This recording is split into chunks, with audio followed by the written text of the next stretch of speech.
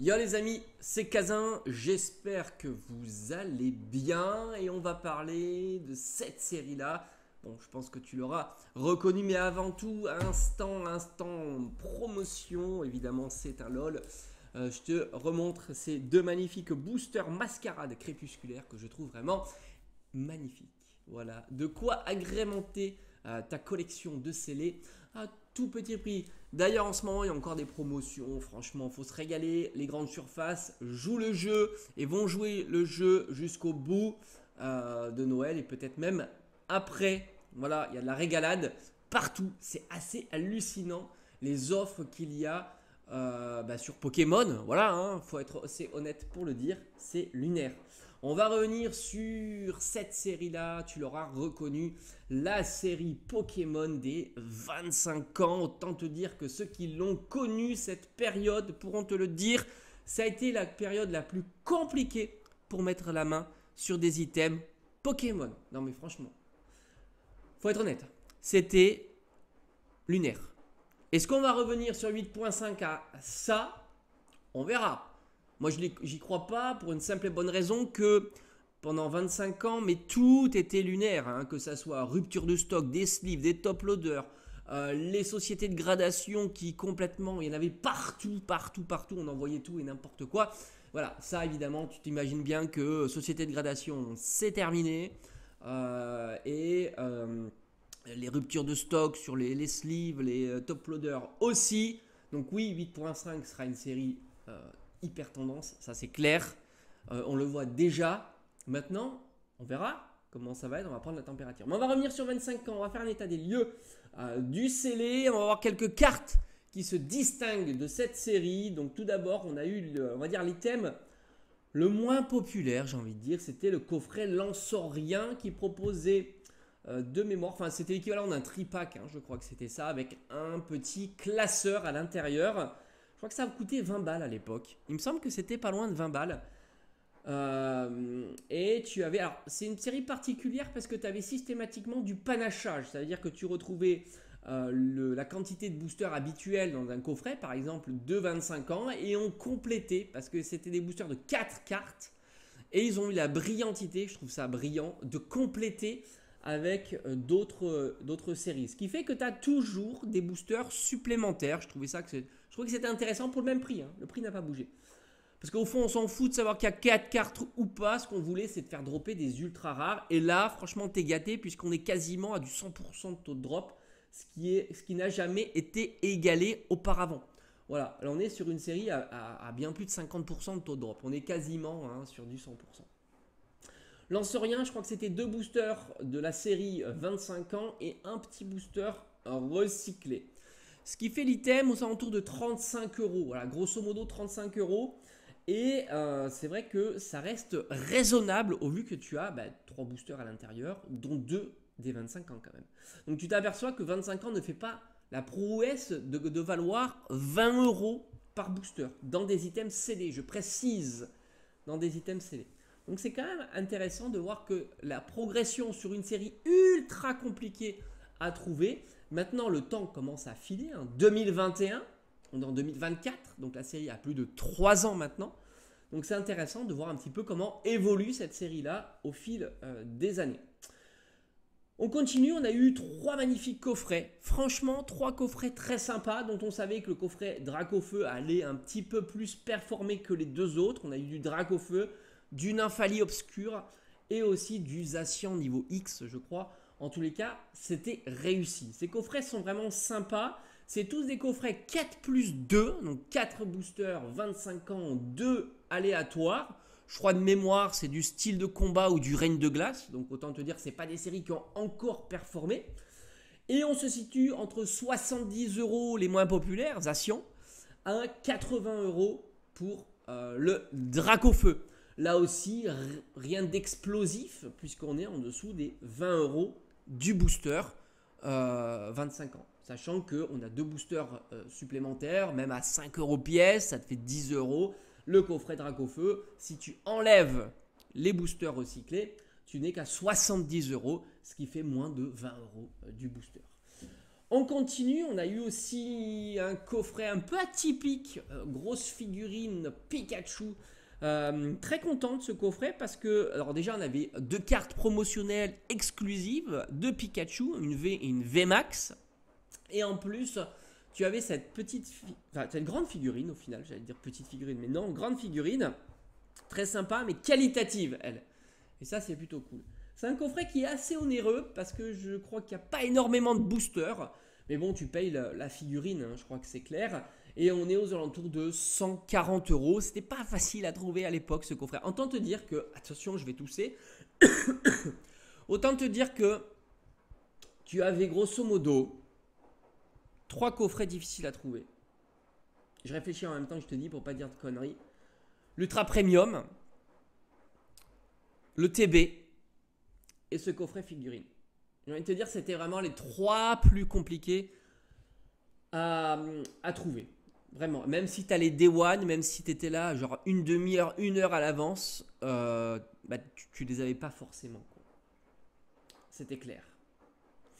Tu avais aussi un coffret V-Union. Alors, tu as une variante. Je vais pas parler de celui Playmat qui était exclu de Smith Toys, mais le plus générique, qui lui n'était pas une exclusivité. Et c'est un coffret qui tourne autour de 85 euros. Pourtant, je trouve ce coffret vraiment sympa, puisqu'on retrouve un coffret V-Union avec un panachage de cartes avec tout un tas de Pikachu. Je trouve que le clin d'œil est vraiment très très bon. Et j'aime beaucoup, beaucoup ce coffret. On a eu aussi le droit à la valisette, un item qui était très facile à trouver à l'époque. Je me souviens, la valisette, il y avait quand même beaucoup de stock. C'est arrivé plusieurs fois. Et c'était un très très bon item puisque tu retrouvais un 6+4 cette fois-ci.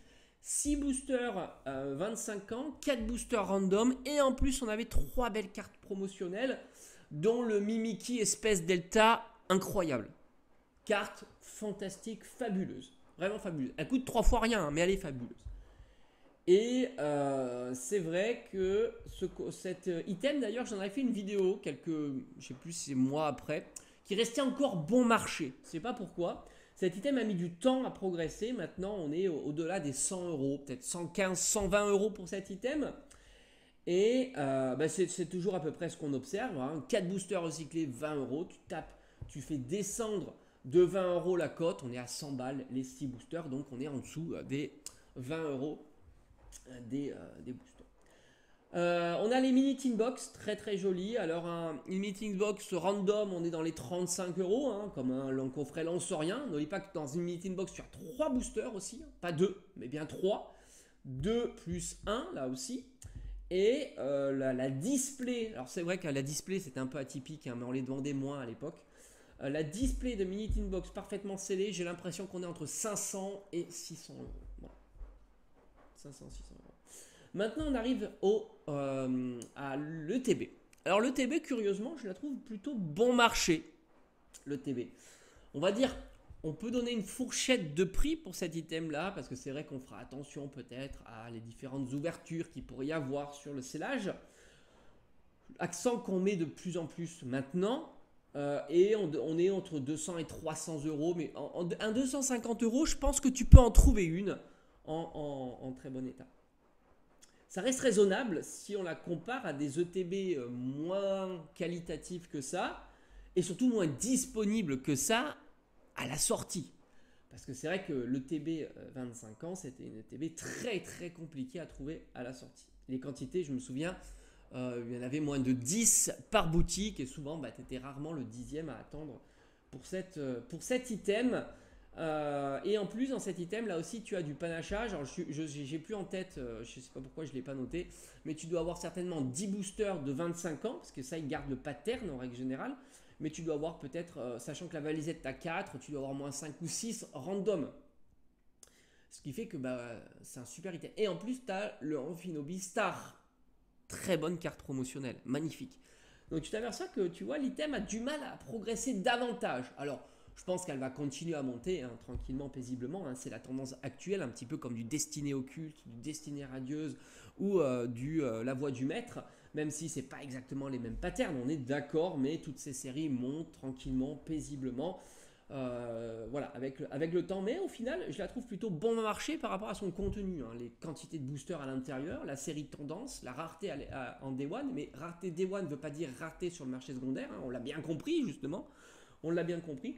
Série ludique à ouvrir, série sympathique, 25 ans, une empreinte quand même dans l'histoire, hein, parce qu'on fête les 25 ans, c'est pas une série random, .5 qu'on a l'habitude d'avoir. Donc au final, le TB est plutôt bon marché, et en règle générale, le scellé est en bon marché. Et enfin, le dernier item, c'est l'ultra premium, hein. Bon, bah ça, c'est très compliqué à trouver Day One. 600, 700 euros à peu près, hein, cet item-là. N'oublie pas que tu as des cartes à l'intérieur très intéressantes. Tu retrouves les 2 cartes métalliques Pikachu et Dracofeu. Comme toutes cartes métalliques, elles ne sont jamais traduites, mais malgré tout, elles ont une valeur financière assez haute. Plutôt le Dracofeu. Alors j'avais en tête, alors j'ai pas été vérifié maintenant, mais une époque c'était 100, 120 euros, quelque chose comme ça. La carte Dracofeu, et je crois que la Pikachu on était autour de 30, 40, 50 euros, grosso modo. Elles ont beaucoup de défauts, hein, ce qui percute évidemment leur prix. Puis tu retrouves aussi 2 jolies cartes promotionnelles, une Pokéball Gold, mais aussi un Pikachu Gold, qui elles aussi ont une belle valeur financière. Ce qui pousse évidemment à la hausse cet item en scellé. Et puis tu retrouves aussi pléthore de boosters à l'intérieur. Item très compliqué à trouver en Day One. D'ailleurs, moi-même, j'ai dû dépenser, je crois, 400 euros pour mettre la main dessus. J'avais eu 400 euros, je crois que j'avais eu 50 ou 100 euros de bons d'achat à utiliser sur une prochaine commande. Mais c'était très très cher, mais je le voulais à tout prix dans ma collection 25 ans, tout simplement. Donc voilà, l'état des lieux du scellé. Un scellé qui, honnêtement, au vu de la série, reste encore assez bon marché. Les coffrets, on va dire, basiques, n'ont pas tant que ça progressé. Même si tu prends un Day One jusqu'à maintenant, et après il faudrait regarder année par année, parce que c'est pas impossible que sur certaines années, ils évoluent quasiment pas. Ça serait plutôt la cinétique, voir un petit peu en fonction du temps. Maintenant, en termes de cartes, n'oublie pas que c'est une série qui drop très très bien, c'est une belle série.